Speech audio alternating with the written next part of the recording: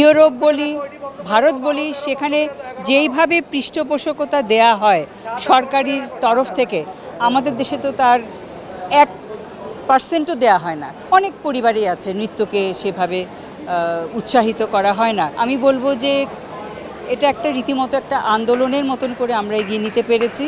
এইটা শিল্পটা এতটাই দুরূহ, আমি এটাকে কিছুটা কম্পেয়ার করতে পারি আমাদের খেলোয়াড়দের সাথে। অনেক দিক থেকে আমরা পৃথিবীর যে কোনো দেশের সাথে আমাদেরকে তুলনা করা যায়। বৃষ্টি কুটুম বৃষ্টি এলো, সৃষ্টি হলো সুর, ভালোবাসায় ভাসলো খেয়া ওই তো পাখিপুর। আজকের আয়োজন তো চমৎকার একটি আয়োজন। আমরা দেখতে পাচ্ছি যে ঢাকা বিশ্ববিদ্যালয়ের মেধাবী শিক্ষার্থীরা তারা কি চমৎকারভাবে তাদের সাংস্কৃতিক কর্মকাণ্ডগুলো এখানে নানা রকমভাবে তারা চালিয়ে যাচ্ছে। বিশেষ করে ঢাকা বিশ্ববিদ্যালয়ে এই যে সাংস্কৃতিক যেই সংগঠনটি রয়েছে, এটি কিন্তু অনেক পুরনো এবং তারা নিয়মিতভাবে বিভিন্ন অনুষ্ঠানের আয়োজন করে। কিছুদিন আগে আমি বসন্ত উৎসবও দেখলাম। তো এই প্রথমবার আমি দেখছি যে আষাঢ় নিয়ে যে আয়োজন, আসলে এক কথায় আমি বলবো অতুলনীয়। জগতে কেহ যেন নাহি আর। এবং আমার মনে করি যে এই যে তারা এখানে এই ক্ষুদ্র আয়োজনটি করেছে, এটা আসলে আর ক্ষুদ্র নেই, এটা কিন্তু একটা বড় আয়োজন হয়ে গেছে। এবং আমরা শিক্ষকরা অনেকেই এসছি তাদেরকে উৎসাহ দেওয়ার জন্য, তাদের পরিবেশনা দেখার জন্য। আমরা সবাই ভীষণ ভীষণ উপভোগ করছি। ঘন মেঘের ভুর কুটিল কুঞ্চিত হলো রোমাঞ্চিত।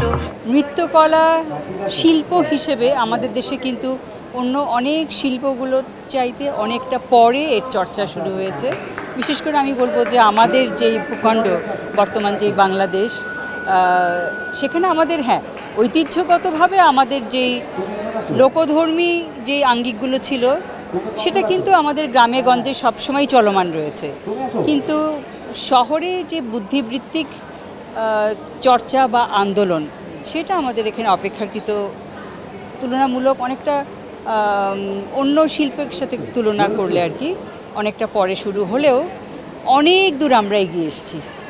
এখন কিন্তু বলতে গেলে আমি বলবো যে এটা একটা রীতিমতো একটা আন্দোলনের মতন করে আমরা এগিয়ে নিতে পেরেছি। বিপুল মাঠের পরে নবতৃণ দলে বাদলের ছায়া পড়ে।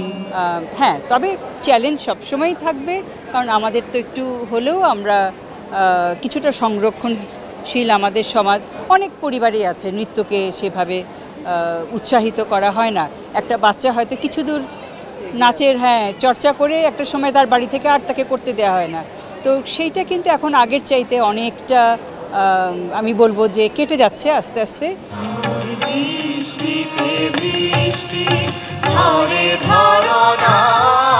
আমাদেরকে কিন্তু অন্য নানা দিক থেকে এই নৃত্যের চর্চা উপকার করে। এটা কিন্তু এখন মানুষের মধ্যে অনেকটা বোধগম্যতার মধ্যে এসে গেছে।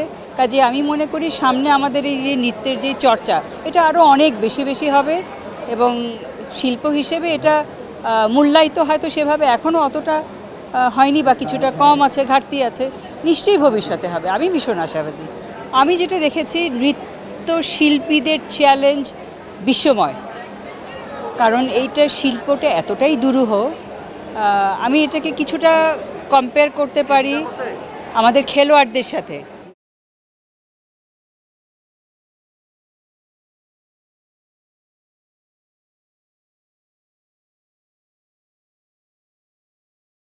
খেলোয়াড়রা যেমন একটা বয়স পর্যন্ত তাদের খেলা চালিয়ে যেতে পারে, তাই না?